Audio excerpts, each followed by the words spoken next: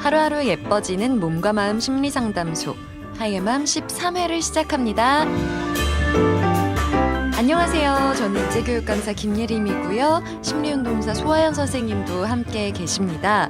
오늘은 저희가 오랜만에 영화를 가지고 얘기를 해보려고 오래간만에 재밌는 영화를 또 선정을 했습니다. I Feel Pretty라는 영화인데요. 아시는 분도 계시겠지만 이 영화가 되게 재밌는 영화였어요.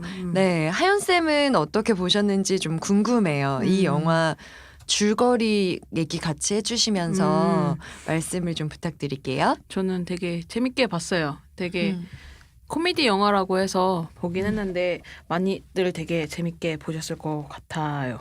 네. 자, 여기 줄거리를 좀 설명드리자면 주인공인 르네 베넷이 있고요. 그 르네는 스스로 내세울 것이 없어 보이는 몸매와 외모를 가졌다고 생각하고 있었어요. 외모나 몸매만큼이나 자신의 가능성과 장점은 모른 채로 낮은 자존감을 가지고 살고 있었죠. 그래서 예쁜 사람들을 보며 동경하고 그리고 외적인 모습만을 가꾸려고 노력을 하고 있었죠. 네, 그래서 네. 그 처음 장면에서 저는 너무 나랑 비슷한 사람이다. 아, 그래요? 라는 생각을 했었던 게 왜 운동하러 짐에 가면 이렇게 진짜 운동복이 완전히 깔끔하게 잘 맞아떨어지는 너무 예쁜 외모의 분들이 지나가잖아요.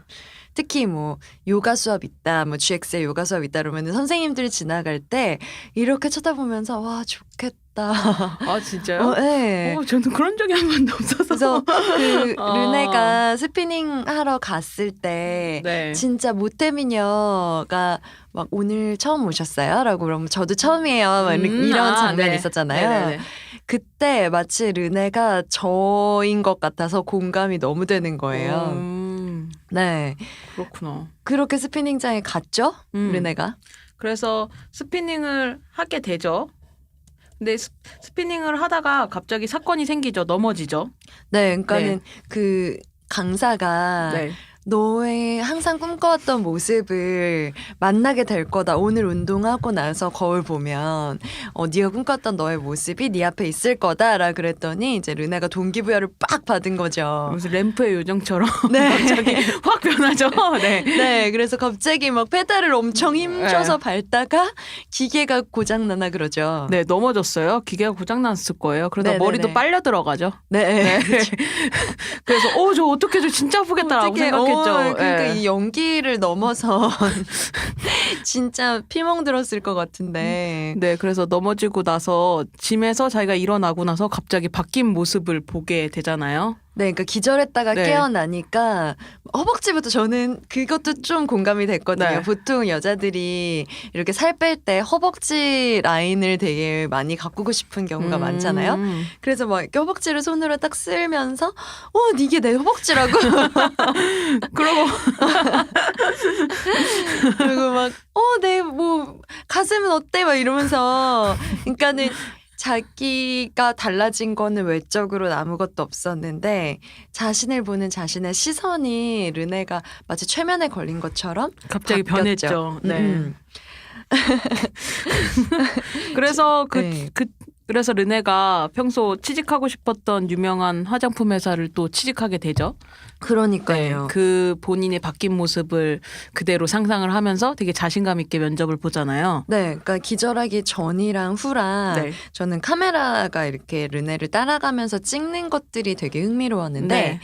그 기절하기 전에는 이제 사람들이 르네를 어떻게 보느냐가 되게 많이 담겨 있어요. 그래서 뭐 다른 사람들이 르네를 어떻게 볼지 그리고 막 그 헬스장 안에서도 기절했다 깨낼 때 내 허벅지 좀 봐 이럴 때 그 주변 사람들이 뭐야 막 이런 표정을 되게 담아내거든요. 네. 그러니까 다른 사람 눈에 어떻게 보일 것인가를 카메라 워크가 많이 담았다면 기절해서 깨나고 르네가 막 자신감 뿜뿜한 그런 세상을 살아갈 때 그때는 르네가 세상을 어떻게 보는가 에 대한 관점으로 카메라 워크가 좀 달라진 것 같다라는 생각을 했거든요. 맞아요. 네. 네. 그러니까는 보는 시점 자체가 시점의 중심이 달라진 거죠. 맞아요. 네, 타인 시선 중심이다가 이 사람 시선 중심으로 네. 근데 이게 옛날에 우리 미녀는 괴로워라는 영화를 봐도 주인공의 이제 태도가 르네랑 비슷하잖아요. 네. 완전히 전신성형하고 난 후가. 근데 이 영화에서는 I Feel Pretty에서는 아무런 CG가 없고 아무런 효과가 없는데 그냥 르네의 태도만 바뀐 거잖아요. 그래서 되게 현실감이 있었어요. 저는. 네. 그러니까는 그 모든 변화를 연기력 하나만으로 네. 그래서 주변 녹여낸 사람들이 뭐지라고 하면서도 되게 당당한 모습에 반하잖아요. 네, 네. 그러니까요. 그러니까는 패션은 애티튜드다라는 말이 또 맞는 말이지 싶기도 했었거든요. 네네네네. 특히나 저는 르네가 취직하고 싶었던 화장품 회사, 그러니까는 원래 화장품 회사에 근무했었어요, 르네가. 네, 맞아요. 근데 자기 사무실이 지하에 있었잖아요. 근데 얘는 데스크에서 근무하고 싶었었고 본사로 가고 싶었죠. 그렇죠. 네. 그러니까 데스크가 이제 리셉션 데스크가 거의 모든 이제 모델을 꿈꾸는 사람들의 약간 입문 네. 그 등용문 같은 곳이었잖아요. 근데 이제 르네도 뷰티와 패션에 관심이 너무 많으니까 나도 리셉션 데스크에서 일하고 싶어라는 생각만 갖고 있다가 이제 이렇게 자신감이 생기고 나서 지원서를 쓰게 되잖아요. 맞아요. 저는 이게 또 르네가 갖고 있는 자존감의 높이를 상징적으로 보여줬다라고 생각하거든요. 그러니까 지하에서 일할 때는 이 사람의 자존감이 거의 바닥 지하로 내려갔다가 일하는 공간이 그러니까 이게 자기의 의지로 일하는 공간을 선택한 거잖아요. 네. 그러니까 본인이 선택했을 때 자존감이 높은 곳을 선택함으로써 본인이 자부심을 또 그만큼 높은 층으로 올렸다라는 것도 물리적으로 보여줬던 요소였던 것 같아요. 맞아요. 그리고 시선에 상관없이 사람들이 되게 엘리베이터 열리면 되게 의외라는 듯이 여기가 모델 사무소 맞냐고 그 화장품 회사 맞냐고 물어보잖아요. 그때 네. 맞아요라고 하면서 되게 정성스럽게 응대를 하잖아요. 네, 그것도 그쵸. 되게 그 사람의 자존감 높은 행동이다라고 생각이 들었어요. 네, 그러니까 보통은 사람들의 시선 중심으로 나 자신을 인식하게 되면 그 사람이 다 나를 비난하는 것 같고 무시하는 것 같고 할 텐데 오히려 자기 중심으로 세상을 바라보니까 저 사람이 나를 어떻게 보던지 간에 관심 없고 저 사람이 원하는 게 뭐지?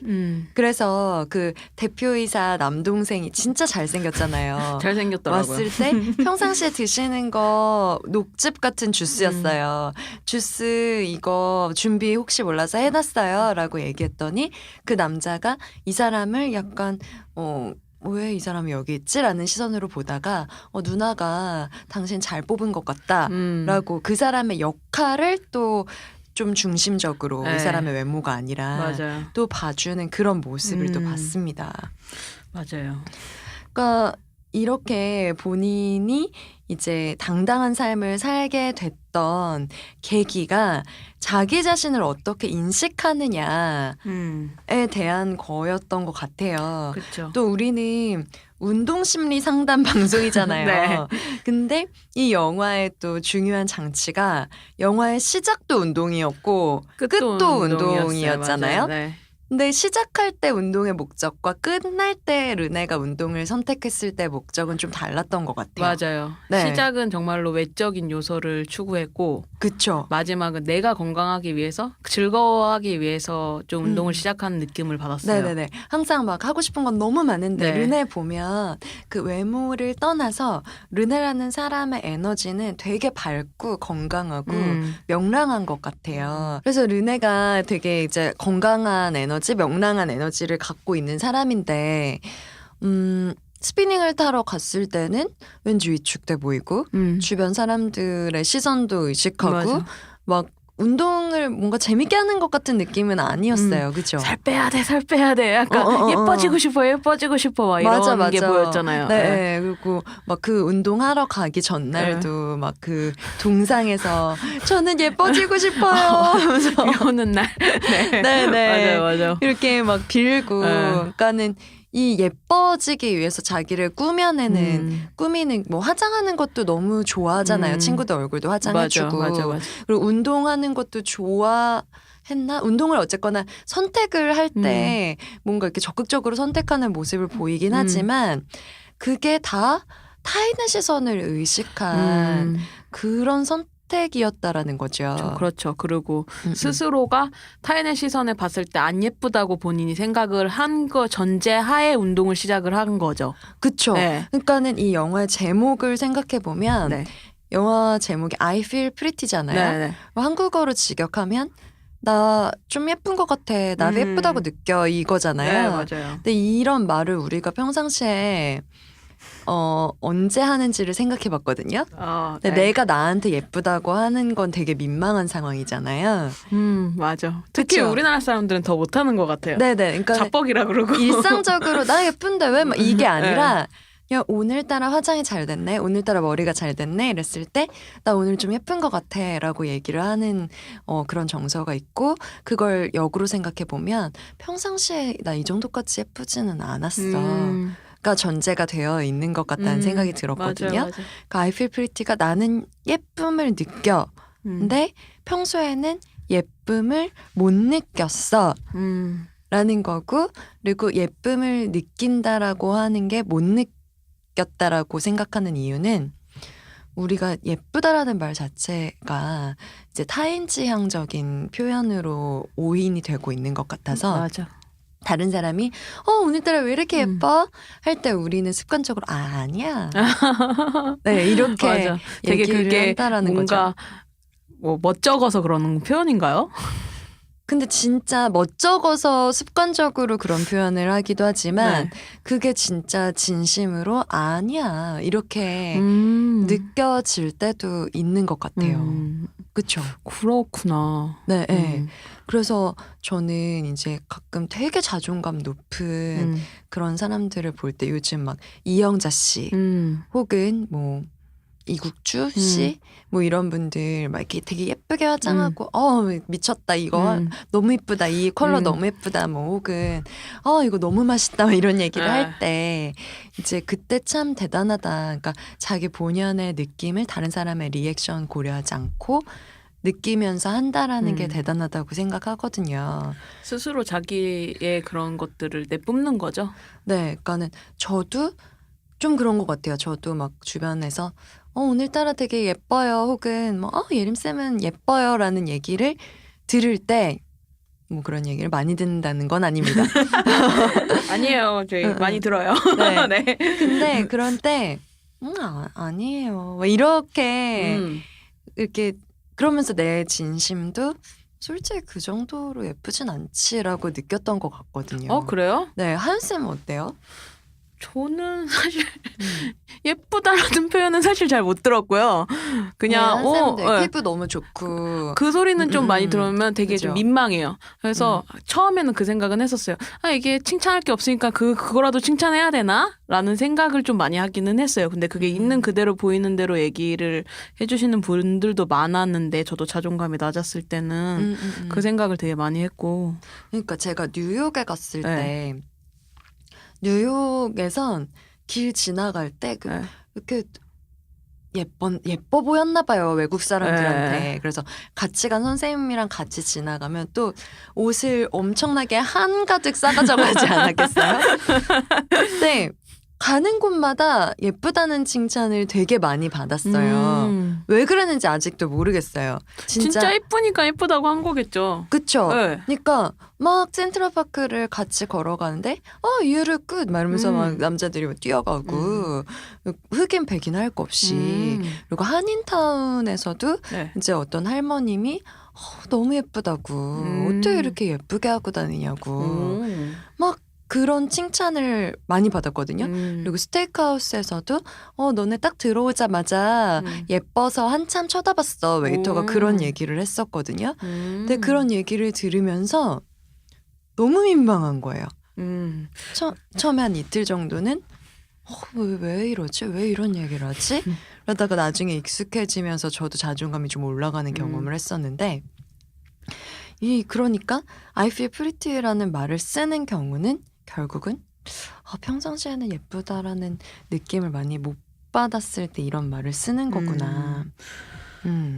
예쁘다는 걸 그대로 있는 그대로 진짜 칭찬으로 받으면 참 좋을 텐데요. 그러니까요. 네. 근데 참 그 예쁨뿐만 아니라 한국 사람들 이 영화가 외국 배경이니까 미국 네. 배경이니까 사람은 누구나 칭찬에 좀 자기 스스로를 좀 관대하게 놓아주지 않는 것 같아요. 맞아요. 그쵸? 그래서 본인에 대한 확신이 없는 사람들이 좀 많죠.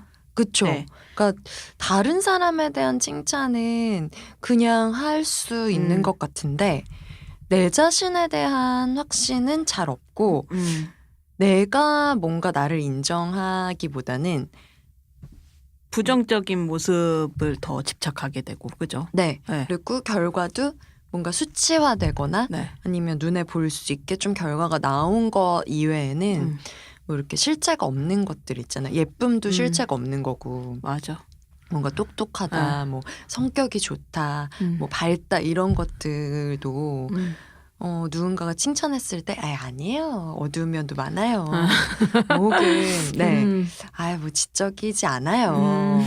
모르는 거 많아요. 이렇게 자기 스스로에 대한 좀 인정을 참 인색하게 한다라는 생각이 드는 것 같아요. 맞아요. 그러면서 자기의 그 정말 좋은 모습을 좀 많이 스스로가 놓쳐버리는 것도 있는 것 같아요. 네. 그래서 가장 중요한 건 뭐냐면 우리가 뭔가 목표를 정하고 그 목표를 달성하기 위해서 노력하기 위해서는 자기 자신을 좀 관대하게 보고 인정하고 좀 예쁘게 볼 필요가 있는 것 같아요. 맞아요.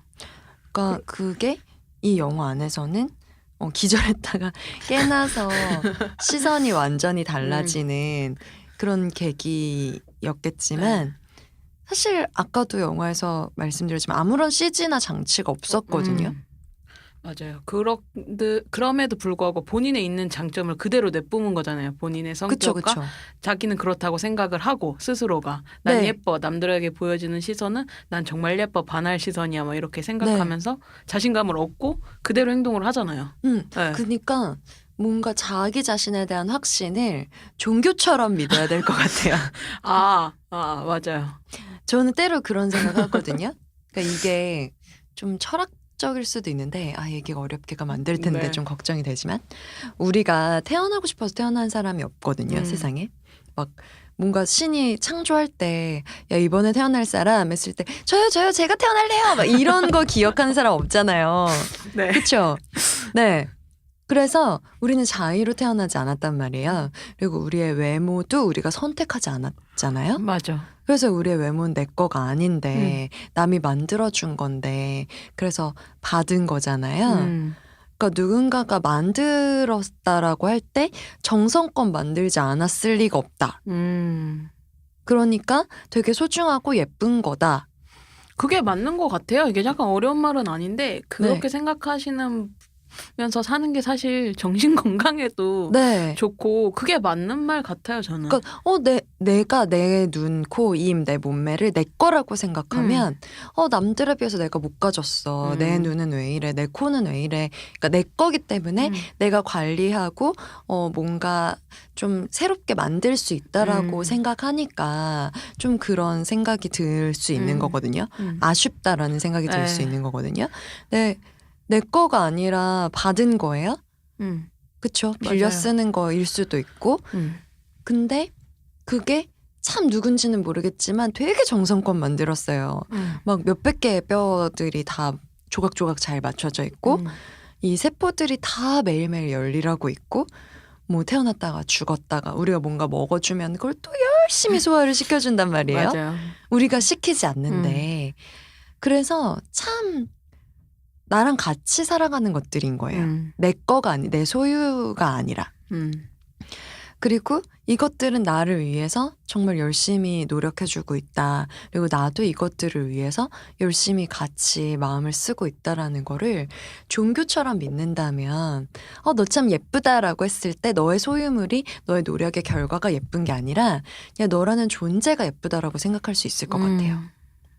좋은 말 같아요. 네. 그러면 예쁘다라고 했을 때 아니에요는 나를 만들어주신 그 누군가를 부정하는 거잖아요. 그러니까 너 참 예쁘다라고 얘기를 들었을 때 그쵸, 그분이 참 예쁘게 만들어주셨다고 저도 생각해요. 라고 본인도 할 수 안 있는 거죠. 민망하게 재치 있게 넘어갈 수 있고. 네네. 네. 누가 만들었는지 네. 기가 막혀. 네. 되게 재치 있게 넘어갈 수 있는 네. 부분인 것 같아요. 맞아요. 그런 거죠. 음.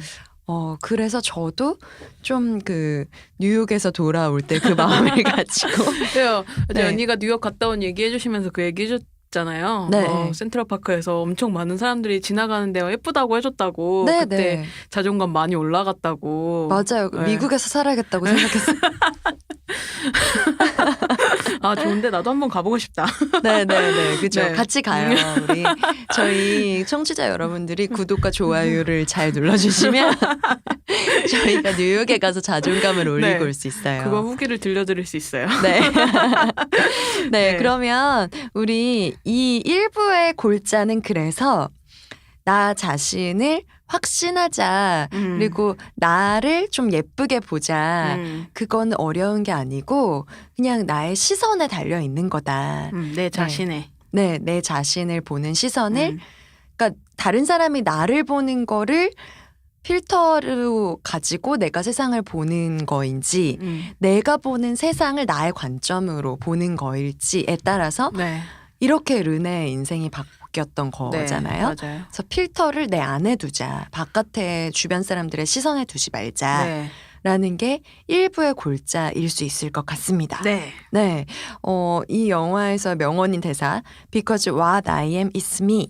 왜냐하면 난 나야. 라는 거에 대한 얘기는 2부에서 이어서 들려드리는 걸로 할게요. 네. 2부에서 봬요. 네.